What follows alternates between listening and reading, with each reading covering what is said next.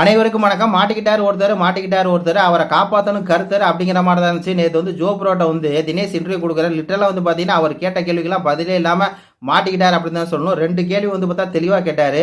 அவங்களுடைய ஸ்டோரியை வந்து பார்த்தா நீ வந்து கிண்டல் பண்ண, கேள்வி பண்ண, மார்க் பண்ண அப்படிங்கிற மாதிரி பார்த்தீங்கன்னா ஜோ ஒரு கேள்வி கேட்டார்ல, அதுக்கு வந்து பதிலே இல்லை.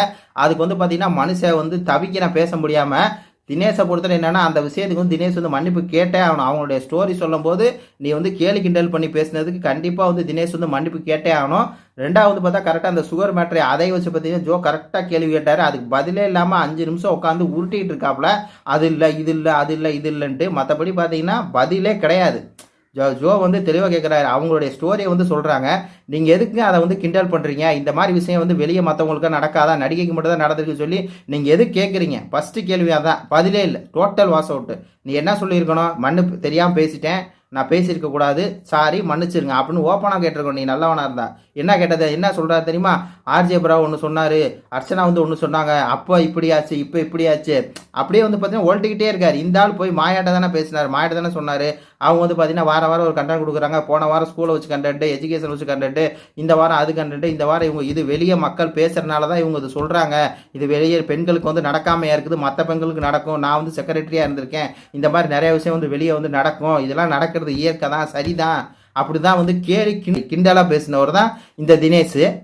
இப்போ வந்துட்டு அதை மன்னிப்பு கேட்க மாட்டாரா? இப்போ அவ்வளோ தூரம் ஜோ சொல்கிறாரு, நீங்கள் வந்து கேலி பண்ணி கிண்டல் பண்ணியிருக்கீங்க அப்படின்னா அங்கே அவன் தான் இவ்வளோதான், அவ்வளோதான் முடிஞ்சு போச்சு. வேற என்ன?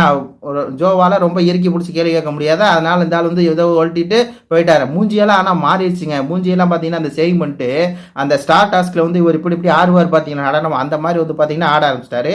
அடுத்து வந்து பார்த்தீங்கன்னா சுகர் மேட்ரு, அதையும் தெளிவாக கேட்டார். சுகர் மேட்ரை நீங்கள் வச்சுக்கிட்டு திருடின்னு எப்படி சொல்லலாம் அப்படிங்கிற மாதிரி பார்த்தீங்கன்னா கரெக்டாக ஜோ வந்து கேள்வி கேட்டார். அதுக்கு வந்து பார்த்தீங்கன்னா தலைவன்ட்ட வந்து பதிலே இல்லை. வெளியே வந்து பார்த்தீங்களான்னு கேட்டால் பார்த்தேன். அவங்க வந்து அதை கேமராவில் காமிச்சிட்டு கொட்டியிருக்காங்க அப்படின்னு. அங்கேயும் வந்து பாருங்கள், கேமராவில் காமிச்சாங்கன்னு. கேமராவில் காமிக்க போய் தான்ப்பா இன்றைக்கி வந்து நீ சிக்கி, அவங்க தப்பிச்சிருக்காங்க, நீ சிக்கியிருக்க. கேமராவில் காமிக்கலைன்னா இந்நேரம் நீ இப்போ என்ன சொல்கிற அப்படின்னா அதில் கரப்பாம்பூச்சி விழுந்திருக்குன்னாங்க. ஆனால் அந்த வீட்டில் வந்து கரப்பாம்பூச்சியே இல்லை.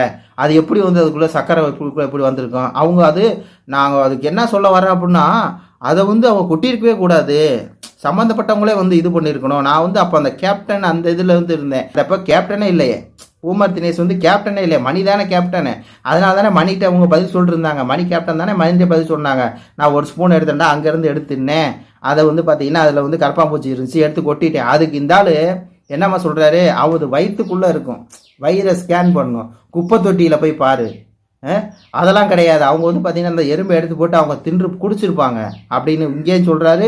வெளியே போய் உட்காந்து பார்த்தீங்கன்னா அவங்க வந்து டீக்கு போட்டு குடிச்சிருப்பாங்க அப்படின்னு இந்த அளவுக்கு வந்து பார்த்தீங்கன்னா கேவலமாக பேசிட்டு அது தெரிஞ்சிச்சுல. மன்னிப்பு கேட்டு போ தினேஷ், உன் மேலே தப்பு இருக்குது. அவங்க அந்த சுகரை அவங்க இதில் என்னன்னா குறும்படம் அவங்க கேட்கவே இல்லை அப்படிங்கிற. என்னடா டே, ஐயோ தினேஷ் மாதிரி ஒரு வெக்கக்கேடான மனுஷனை பார்க்கவே முடியாது. நீ போட்டு டார்ச்சர் பண்ணுறதுல அவங்க மூளையே வேலை செய்யலை. இவர் போட்டு திருப்பி அவங்கள வந்து இப்படியே அட்டாக் பண்ணிக்கிட்டே இருக்கும். அவங்களுக்கு மூளையே வேலை செய்யலை. அவங்க எப்படி குறும்படம் கேட்குற அளவுக்கு அவங்களுக்கு ஏன் புரியலையப்பா? நீ தான் அவங்கள போட்டு டார்ச்சர் பண்ணுற அளவுக்கு அவங்களுக்கு மண்டையில் வேலை செய்யலை. அப்படி இருந்தும் ஒரு தடவை வந்து சொல்லியிருப்பாங்க, நீங்கள் சுகர் திருடி மேடம் அப்படிங்கும்போது சம்மந்தம் இல்லாத இடத்துல வந்து பேசியிருப்பாரு. அப்போ சொல்லியிருப்பாங்க இந்த மாதிரி கேமராவை தெரியும் சார் அப்படிங்கிற மாதிரி சொல்லியிருப்பாங்க. அவங்க கேமராவை தான் நம்பினாங்கப்பா, ஒன்றே நம்ப கிடையாது. அந்த வீட்டில் வந்து யாரையும் மனுஷன் நம்ப முடியாது, அந்த கேமரா தான் நம்பி ஆகணும், வேறு ஆள் இல்லை. கேமராட்ட தான் பேசி ஆகணும், கேமராட்ட தான் எல்லாம் பண்ணி ஆகணும். கேமராக்காக பண்ணாங்கன்னு கூட வச்சுக்கலாம். அன்னைக்கு கேமராக்காக பண்ணால் தானே இன்றைக்கி வந்து அவங்கள வந்து காப்பாற்றிருக்கு. மன்னிப்பு கேட்டானுங்க. பூமர் தினேஷ் வந்து 2க்கும் விசித்ராட்ட வந்து மன்னிப்பு கேட்கணும். உடனே வந்துட்டு அவங்க வந்து பர்சனல் விஷயத்தை பற்றி பேசலையான்னு கேட்கக்கூடாது. பர்சனலை பற்றி பேசலைன்னு சொல்லலை. அதுக்கு அவங்கள வந்து டார்கெட் பண்ணி ட்ரிகர் பண்ணது யார், அதையும் பார்க்கணும்.